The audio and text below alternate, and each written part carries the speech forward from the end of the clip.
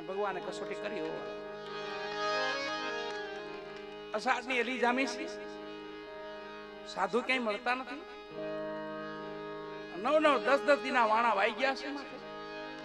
અન્ન પાણી જેને લીધા નથી અને દેહ દુબળો થવા માંડ્યો. બરાબર મેઘલી રાતે સતી જંગાવતી કીધું માએ કે શેઠ ક્યાંય જાઓ ને, ક્યાં બહાર જાઓ, ચોરે જાઓ, ચૌટે જાઓ, કોઈ ધર્મશાળામાં જાઓ, કોઈ સાધુ મળી જાય, તમે જાઓ તો ખરા.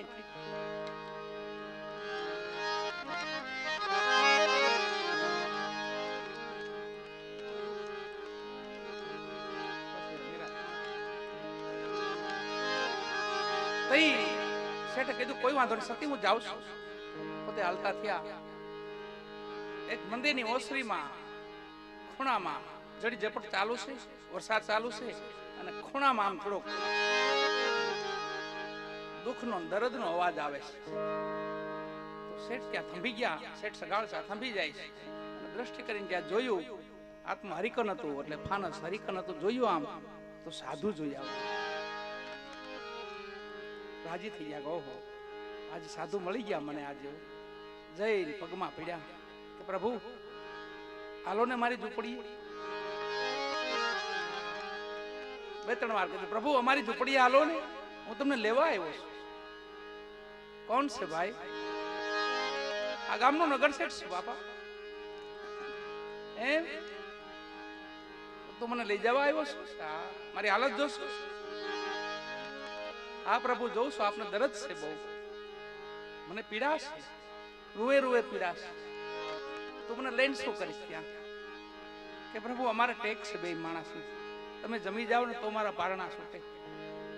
અમારા આજે 9-9, 10-10 દિવસ થયા છે.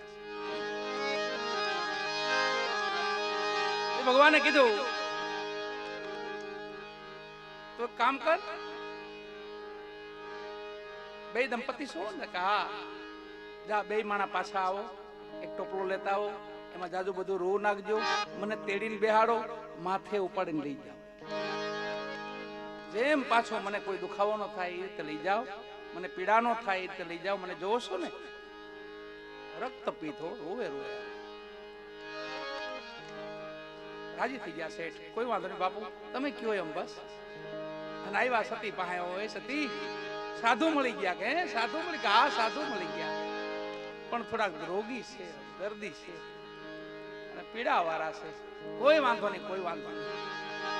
આપણે પીડાથી શું મતલબ છે? આપણે સાધુથી મતલબ છે. પણ એને લેવામાં આપણે થોડુંક એને હાચવીને લાવવા પડશે. કઈ રીતે લાવવાના છે એને? એક ટોપલો લાવો તમે જલ્દી. ટોપલામાં રૂ નાખ્યું જાજુ બધું, અને ભગવાન ને રૂ નાખીને ટોપલો લઈને 2 દંપતી હાલ્યા જ્યાં ભગવાન બેઠા હતા, સાધુ બેઠા હતા. ત્યાં આવી 2 જણા હાથ જોડ્યા, પ્રભુ પધારો. તેડીને બેહાડ્યા વાલા ટોપલામાં, તેડીને બેહાડ્યા. ધીમે ધીમે ધીમે લાવ્યા. ઉપરથી ખીજાતા આવે છે, મને હાચવશો ને? હેરાન ન કરતા. નહીં નહીં પ્રભુ તમે હાલો મારી ઝૂંપડી હાલો. જઈને ઓરડામાં બેહાડ્યા, આસન દીધું, બેહાડ્યા. રસોઈની થાળી તૈયાર કરી, અન્નપૂર્ણા માને તૈયાર કર્યા અને શેઠને કીધું જાઓ પ્રભુને જમાડો, સંતને જમાડો. આવે શેઠે કીધું લ્યો પ્રભુ આપ પેલા પ્રસાદ લ્યો, પછી અમારા 2 જણાને ટેક છૂટશે. ભગવાને જોયું ને તો અનાજની થાળી હતી બાજુમાં કરી સાઈડમાં. તમે મને ઓળખો છો? હું અઘોરી સાધુ છું, હું અન્નો હારી નથી, હું માટી ખાવ છું. મને માટી આપો, માટી રસોઈ બનાવો, માટીની રસોઈ બનાવો. આ તો વાણિયાનો દીકરો વાલા, કોઈ જોયેલું નહીં, એ દહેજ ન પકડેલી કોઈ. આ કસોટીમાં તો કસોટી જોવો હાલે છે. હે પ્રભુ તમે માટી જમો છો, કોઈ વાંધો નહીં. સતીને વાત કરું છું. જઈને સતીને કીધું કે સતી આ તો અઘોરી સાધુ છે, કે અનાજ નહીં જમે. શું જમે છે? માટી. માટી જમે છે? શેઠ તો મોડું કરું માં, જલ્દી તમે જાઓ જલ્દી. વાલા એ વાણિયાનો દીકરો ધાબળો ઓઢીને કહાઈવાળા બાજુ હાલતો થયો. આવે ત્યાં કહાઈ જોયું તો વાણિયા શેઠ નગર શેઠ ગામનો સગાળસા શેઠ ને જોયા આમ તો કહાઈ આમાં હાથ જોડ્યા, ભાઈ હું કેટલું મને દઈ દે, બીજી કઈ વાત કરી માં તું મારી. એને માટીનો ડબરો ભરી આપ્યો, અંતાડીને લઈ આવ્યા. આવીને ઘરમાં લઈને સતીને આપ્યું કે સતી રસોઈ બનાવો. રસોઈ બનાવી થાળી તૈયાર કરી અને પાછા ગયા શેઠ. લ્યો પ્રભુ, તમે કહેતા હતા ને માટી લ્યો, આ માટી લઈ આવ્યો. ભગવાન આમ સામું જોઈને કીધું, ઓહો આ તો પરમાટી છે. હું ગોરી સાચું છું, તો માનવનું માઉસ ભરતો છું, માનવનું, પરમાટી નહીં. એ થાળીને પણ સાઈડમાં કરી અને શેઠ ધ્રુજવા માંડ્યા. ઓહો, માણસનું માઉસ, માનવનું માઉસ ક્યાંથી લાવું? અને જોજો ગઢું બુઢું માણા નો ગોતતા, કોમળ બાળક, કોમળ છોકરો હોય એનું માઉસ આપજો. મારે દાંત નથી, હું જાવી નો. શેઠ ધ્રુજી ગયા, ધીમા ધીમા ડગલા પીડ્યા. સતી પાસે, સતી કે હવે શું કે પ્રભુ? કે સતી તો ગોરપંચ છે ને આ પરમાટી નહીં જમે, એ તો માનવનું માઉસ જમે છે, ને એમાં બાળક પાછું. સત્ય હતા. મા ભગવતી કીધું કે શેઠ તો હવે ધર્મના કામમાં ઢીલ કરો માં. ચલિયો ક્યાં ગયો છે? સતી તો ભણવા ગયો છે, જાવ લઈ આવો. આને ભગવતી કહેવાય, આને માં કહેવાય. જાવ લઈ આવો શેઠ. તૈયારી કરે શેઠ, સેવિયાને લેવાની. ભણવા ગયો તો ત્યાં તૈયારી કરે તો ભગવાનને ખબર પડી ગયું કે છોકરાને બીવરાવી દો જરા.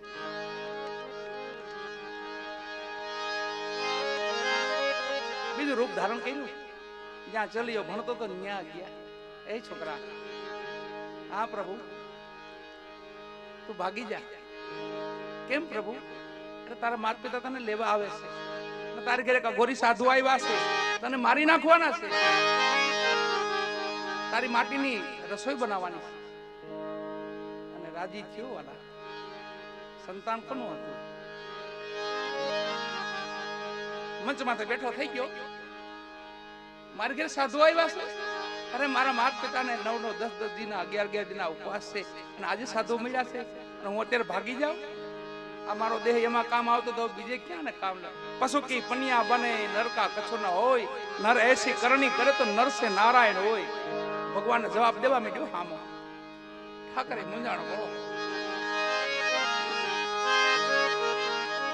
આ ચલિયા પુરાણ છે આખું, અને ઈ આપણા ભોજરામ બાપા ફતેપુર આખો ચલિયા પુરાણ લખ્યું છે. વાલા બધો મહિમા લખ્યો છે માં ચલિયા. ચલિયો ભગવાનને કહે છે, એ આનો બાબુ તમારી કોમકા લાજે હોરી નદી ભાર મેરું સરીખા એ ડોલવા લાગે આકાશ ને આધાર મેરા મન માજા મોતે તો ચલિયો સતને ચૂકે જો મેરા મન માજા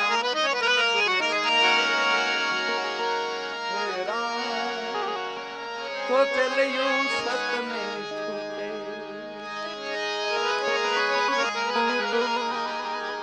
ભગવાન જવાબ સાંભળ્યો ને ભગવાન પાછા પડ્યા. ઓહો, આ તો સંતાન પણ એનું છે ને. પાછા આવતા રહ્યા, દોડતો આવ્યો. આ મહાપુરુષની વાણીને સવારામ બાપાએ ભજનમાં લીધી છે. ધર્મની માટે ધરવું હોય માથું તેથી આવે દોડા દોડ. એ ચલિયો હતો. ધર્મની માટે માથું ધરવું હોય માથું તેથી આવે દોડા દોડ. આવા હરિજન અવનીમાં ઓછા, બીજા લાખો ને કરોડ. સાચા સંતો માથે ભક્તિ ના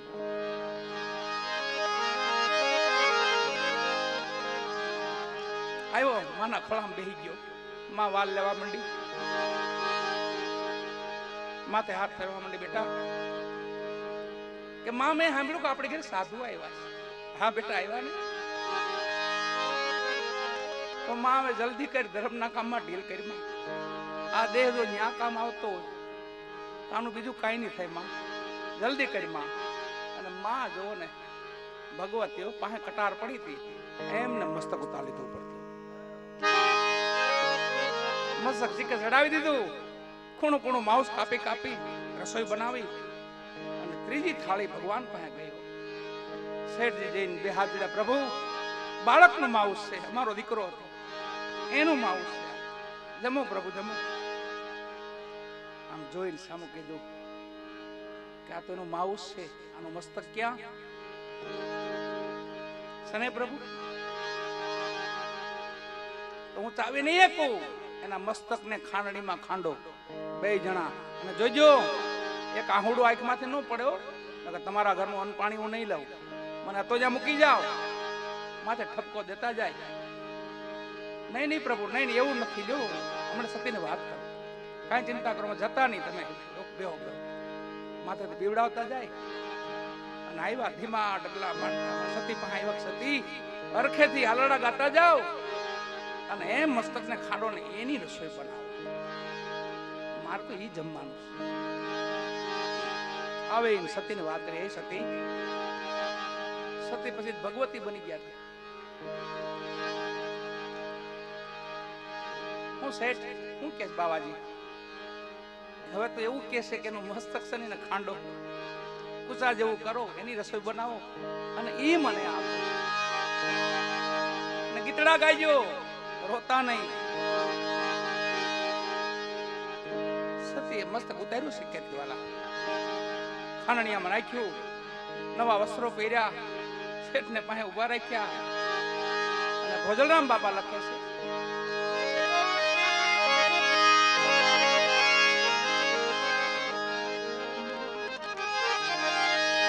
એ તારા હાલને પડી કુંવર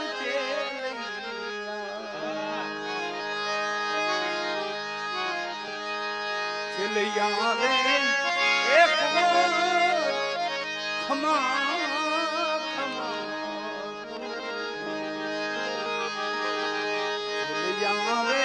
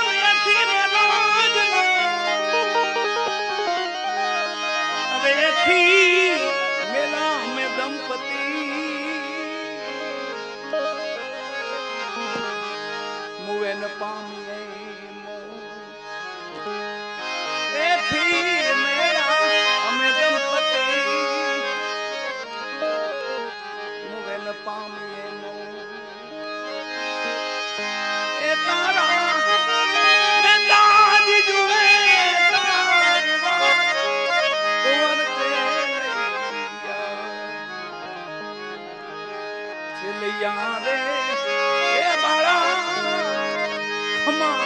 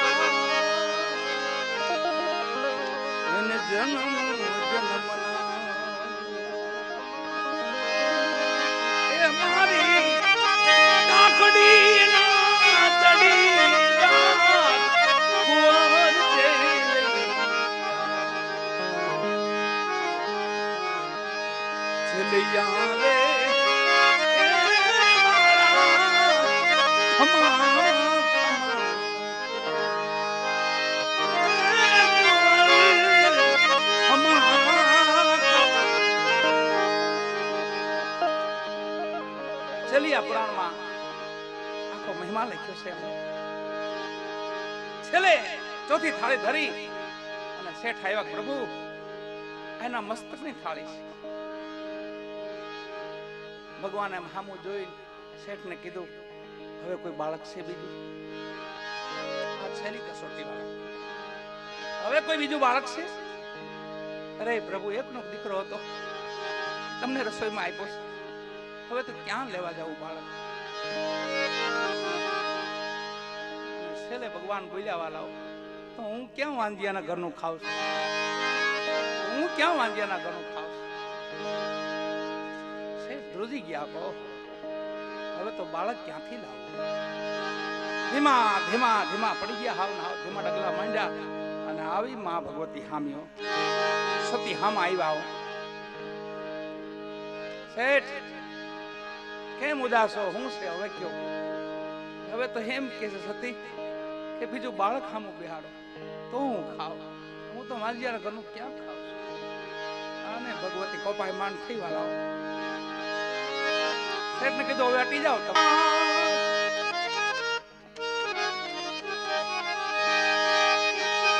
તને બાપ જાણીને કહું છું બાબા, પેટ છે મહિના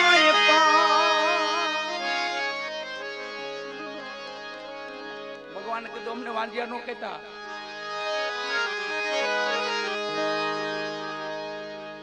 બાળક જોવો ને તો આજ મારો બાપ બની જા. આ પેટનો છેડો છે ને, કાયના ધણીને દેખાડે ને કાયના બાપને દેખાડે, દીકરી બીજાને ન દેખાડે. આજ મારો બાપ બની જા. સંતાન છે મારા પેટમાં, 5 મહિના થઈ ગયા છે, જીવ પ્રસરી ગયો છે. ઈ કહી દઉં, દીકરો છે, દીકરી નથી. જોઉં બાળક ઓલી કટાર જે હાથમાંથી લોહીની તરબોળ ભરેલી આપે, વિકરાળ રૂપ થયું વાલાને, કટારા ધર કર્યા, પેટમાં નાખવા જાય તો સ્વયંભૂ નારાયણ વિષ્ણુ ભગવાન સ્વયંભૂ દર્શન દીધા ભગવાને. માનો હાથ પકડ્યો, બસ માડી બસ. ઘણો ઇતિહાસ છે છેલ્લિયા પુરાણનો. કોઈ સમય ટાઈમ મળશે તો ઘણો આપણે ઇતિહાસ કહેવો, એનો ઘણો ઇતિહાસ છે. ભગવાન નો કે ખબર, માં બાપ જાણીને કહું છું બાબા, પેટ છે મહિના આસરો એ સીતારામ નો એને ઉની નો આવે. આસ બેઠો હવે કાયમાં બાવા, જમ્યા વિના નહીં દઉં જાવા. એ બેઠો તું કાયમાં બાવા, જમ્યા નહીં દઉં જમ્યા વિના નહીં. સ્વયંભૂ દર્શન દીધા ભગવાને. બે હાથ જોડ્યા માં ભગવતીએ, સતી સંગાવતીએ. શેઠ આવી ગયા, શેલિયાને સજીવન કર્યો પાછો.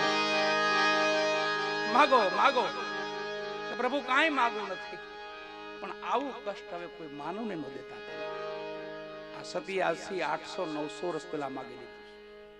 અત્યારે દુઃખ નથી, પણ નામ સ્મરણ ચાલુ રાખવાનું. એ ભગવાને શું કીધું ખબર? કે સતી હું કોઈને દુઃખ નહીં દઉં, પણ બધા માનવને કહેજો મને ભૂલી ન જાય, મને યાદ રાખે, મારું ભજન કરે, મારા બે નામ લે. હવે કોઈને દુઃખ નહીં દઉં. એ પછી આપણી માથે દુઃખ હળવા થયા. બાકી તો સંતો ભક્તો માથે તો અનેરા દુઃખ પડેલા છે, પણ તે ભક્તિ નથી મૂકી વાળા. ગમે એવડું દુઃખ પડ્યું હોય તો ભક્તિ નથી મૂકી, નામ સ્મરણ નથી મૂક્યું. છેલ્લે થાળનો સમય છે, એટલે દાદાને થાળ ધરી દઈએ આપણે.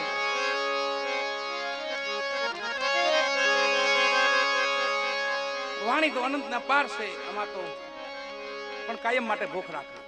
ભજનની, સત્સંગની, સેવાની, સમરણની કાયમ ભૂખ રાખવાની.